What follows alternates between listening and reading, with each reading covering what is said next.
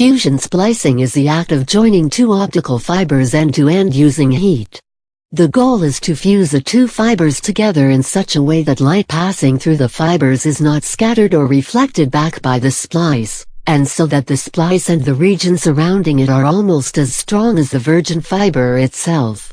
The source of heat is usually an electric arc, but can also be a laser, or a gas flame, or a tungsten filament through which current is passed. The process of fusion splicing normally involves using localized heat to melt or fuse the ends of two optical fibers together. The splicing process begins by preparing each fiber end for fusion. Stripping is the act of removing the protective polymer coating around optical fiber in preparation for fusion splicing. The splicing process begins by preparing both fiber ends for fusion, which requires that all protective coating is removed or stripped from the ends of each fiber. Fiber optical stripping is usually carried out by simply passing the fiber through a mechanical stripping device similar to a wire stripper.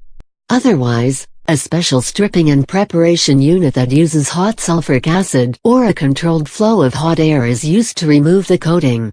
Under a process patented by Edward J. Forrest, Jr. 7,125,494 and assigned to Illinois Tool Works, Glenview, Illinois, there is a timed chemical removal process that does not require use of hot sulfuric acid or hot air.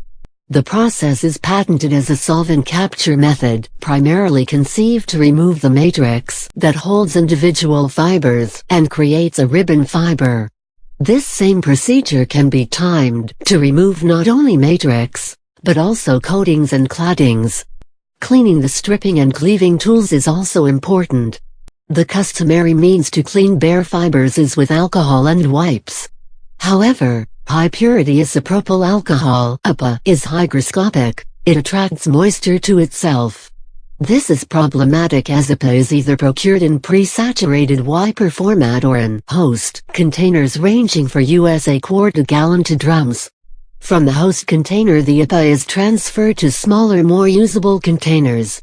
The hygroscopic nature of APA is such that the highest quality at 99.9% is also the most hygroscopic. This means that moisture absorption into both the host container as well as the actual user's container begins with the time the original container is opened and continues as amounts are transferred and removed from both.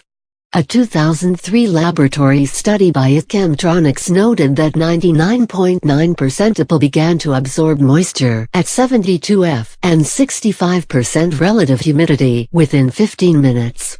Since there is no provision to deter this unique quality of APA makes it less desirable than chemicals such as HFE 7100-based products or precision hydrocarbons. There is work being done to qualify aqueous-based cleaners for this application. The fiber is then cleaved using the score and break method so that its end face is perfectly flat and perpendicular to the axis of the fiber. The quality of each fiber end is inspected using a microscope.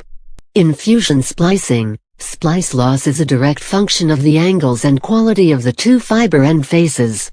The closer to 90 degrees the cleave angle is, the lower optical loss a splice will yield. The quality of the cleave tool you are using is critical. Current fusion splicers are either core or cladding alignment. Using one of these methods the two cleaved fibers are automatically aligned by the fusion splicer in the X, Y, Z plane, then are fused together.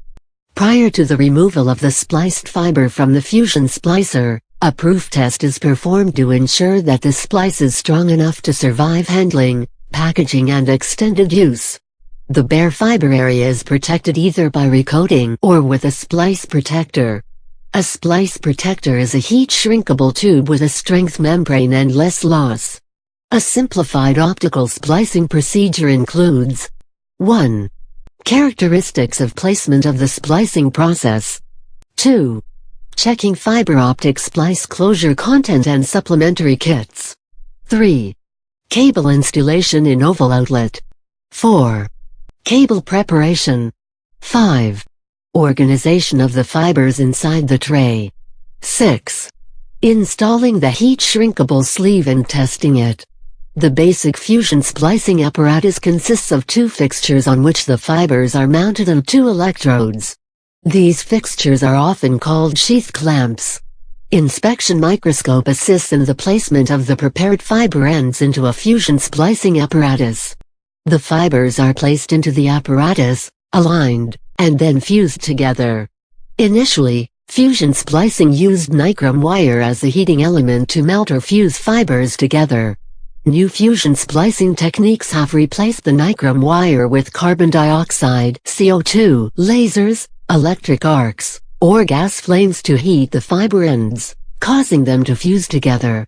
The small size of the fusion splice and the development of automated fusion splicing machines have made electric arc fusion one of the most popular splicing techniques in commercial applications.